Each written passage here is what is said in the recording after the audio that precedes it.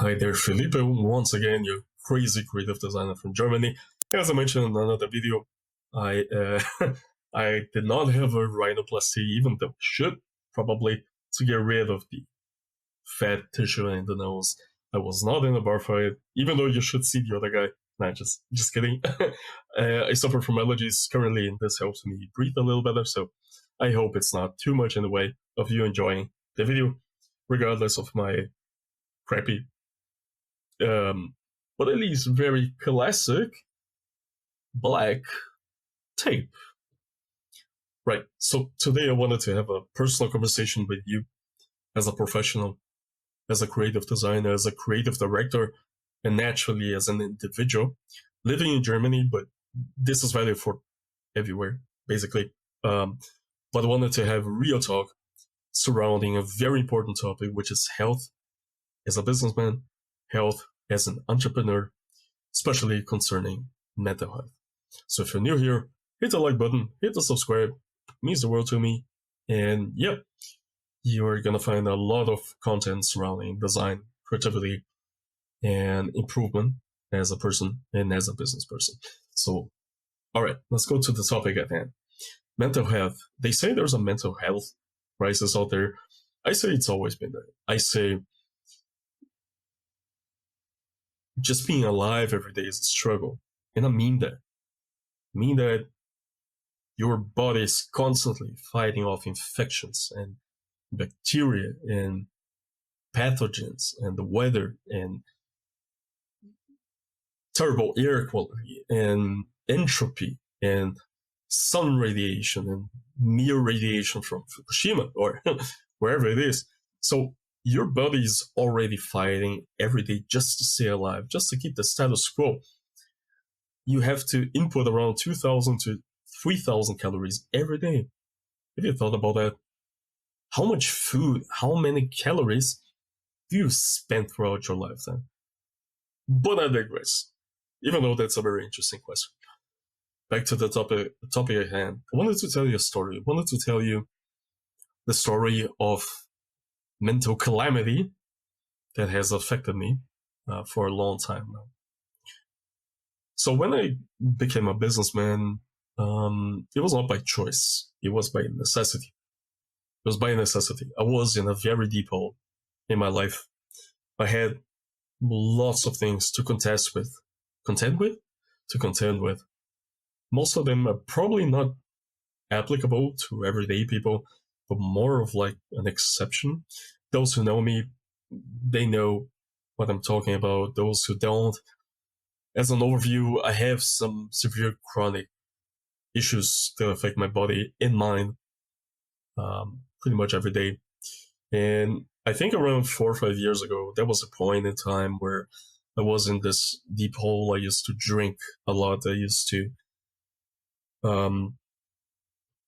be in a lot of pain, like pain from everyday stuff, pain from not knowing where I'm going to be in 10 years, pain from shattered dreams and impossible goals. And there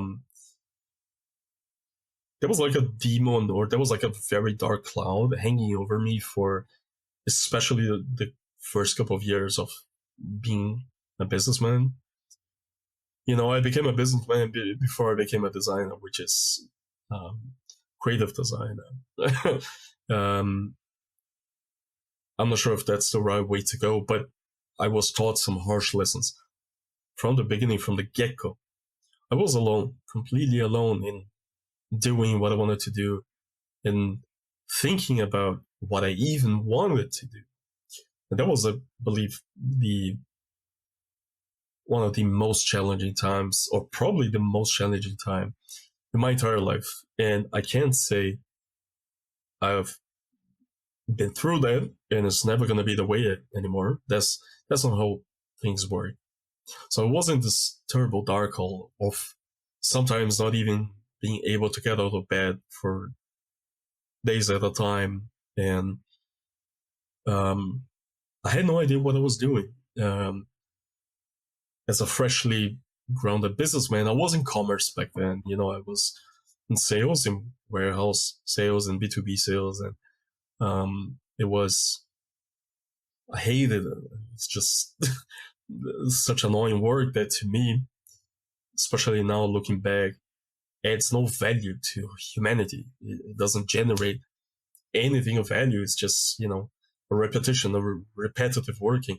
And even though I was able to enjoy some of the freedom as a businessman, such as setting my own times and, not having a boss to report to, you have clients to report to, you have customers to report to. You're always going to be reporting to somebody who is going to keep you in check if you're lucky, because that brings out the despair reflex in you and the knowledge reflex in you that makes you strive for being better and delivering better results. But I can't say, but I've met lots of people who have been in the same position before, and while everybody's struggles are different, we do share some of those properties, some of those traits and challenges, and but at the same time, I must believe and I must admit that my journey has been characterized by things that don't happen to 99.9% of people. And it's a very long topic, but what I've learned mostly, I believe, is that the only thing you can do is to do the things under your control. As a fresh businessman, I did lots of things wrong, and I still do naturally, but lots of lessons I had to learn. And I was taxed unfairly, for example, because I didn't know how to optimize my taxes. I couldn't even afford an accountant back then. I got fucked over by peers. I got messed with by competitors who brought my business to a halt due to guidelines I didn't know about or to legislation I was not familiar with. That cost me a lot of money, patience, and time, but it also taught me lots of lessons. And mistakes are normal. Mistakes, they drive evolution. And Henry Ford once said the worst mistake or the only mistake that you can do is not to learn from your mistakes. And so, beginning as an entrepreneur, lots of challenges, lots of being deep in a dark place and not knowing how to make ends meet, not knowing what to do next, not having a vision for the next 10 years.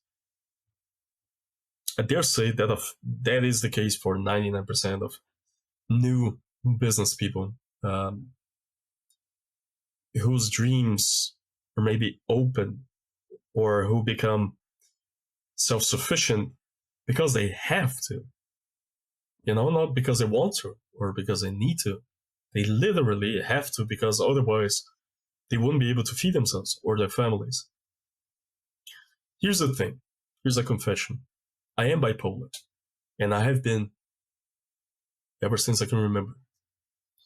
And today I do have it under some control, with some exceptions, naturally. Sometimes it just overcomes you. Sometimes, there are days where you feel it weighing you down, even though you might not feel completely negative. You do feel it weighing you down.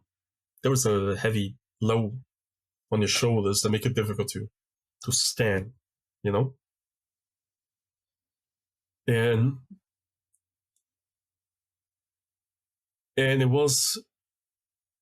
it's made the dark days even darker. And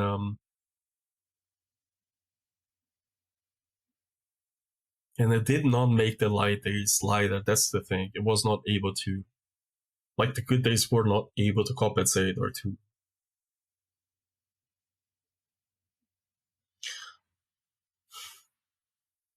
counteract, to balance the bad days. And when I look back, I've learned so much. And I've learned to be gentle to myself, to be kind.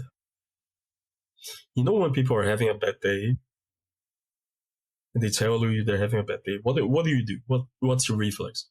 They're like, I'm sorry, it's gonna be okay.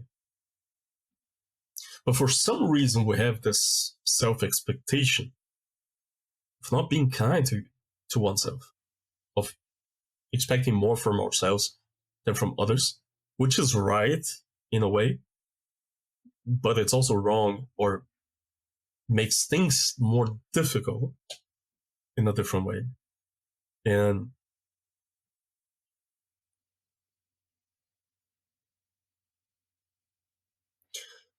it took me a while to understand that. And putting in the hours working 7 days a week and being broke and being visionless, that's a deadly combination. That's not something you want to have in your life. So I think one of those three, you want to have at least one of those three. You want to either have a vision, you want to either be able to make ends meet. And what was the other thing I said? And you want to either be healthy mentally and physically.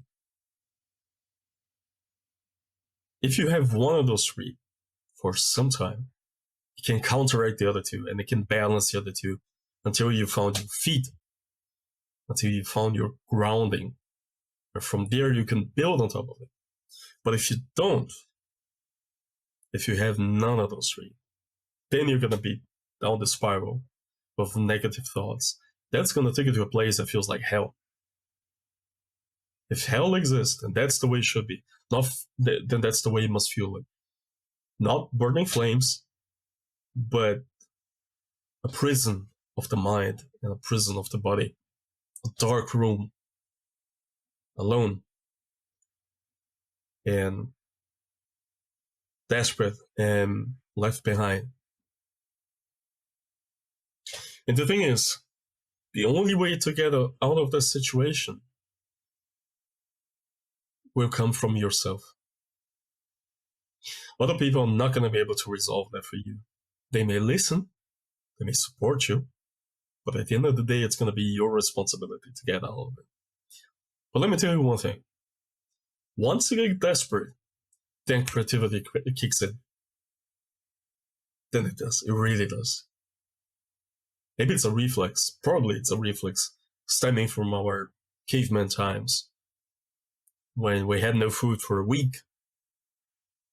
Well, then what could we do? Then our mind had to go into overdrive to fix that, to find food, find shelter, to satisfy at least the base of Maslow's hierarchy. And there's a correlation. When you're desperate and you have none of those three, then trust me, that's when creativity is going to be kicking in. And sometimes you got to get deep into the hole, deep into the well, into the abyss, where you feel there's no escaping from, but there is. There is. But you're going to have to tolerate it. You're going to have to, instead of thrive or live, you're going to have to just survive for a while. But once that survival instinct kicks in, it's going to feel different. It's going to feel like a kick in the butt from your guardian angel who's behind you, who's following you, and who might be there, maybe not protecting you actively, but who is kind of there, as a metaphor. It's going to kick you. It's going to put your mind into overdrive. And then it's going to lead you to a path where you can create, where you can play with ideas. And then you're going to fail at 99.9% of those ideas. See it as a big filter. Don't see it as the end or make it or break it. See it as a filter. Filter that's only going to let the best through. And you want to be the best, don't you? At something. Do you know how difficult it is to be the best at anything, literally, in the world? But it's part of your vision, if you're lucky. The main thing that got me out of that funk, that was skipping, or actually jumping rope. And riding, I believe. Jumping rope and riding. That turned out to be a very good combo. Exercise makes you smarter. Lack of exercise makes you dumber. Exercise releases oxytocin, endorphins, adrenaline, gives you energy, and it fights actively against depression. It's an antidepressant. It's the most powerful antidepressant out there. And writing, well, writing is like a brain dump, or it helps you visualize things without visualizing things. Once you put down your thoughts in paper, you know what you do. You put them down on paper, you write them down, you write that shit down, and you know what you do. You close it together into a fist, in your fist, then you burn that shit. And then you burn your worries away, literally. Then they feel less heavy on you. They feel like finally leaving you alone and in peace and giving you room to unfold your personality and who you really are. But a word of caution, or one of the best advice that I can actually give, be gentle to yourself. Treat yourself as your best friend, as your best family member, because that's what it is. Forgive yourself, treat yourself, be kind and gentle to yourself. Reward yourself. Find people who think similarly. Cut off the anchors in your life. Worry less about money, worry more about vision. If you have that, money's gonna come. Trust me, money's gonna come. And yeah, be kind to yourself.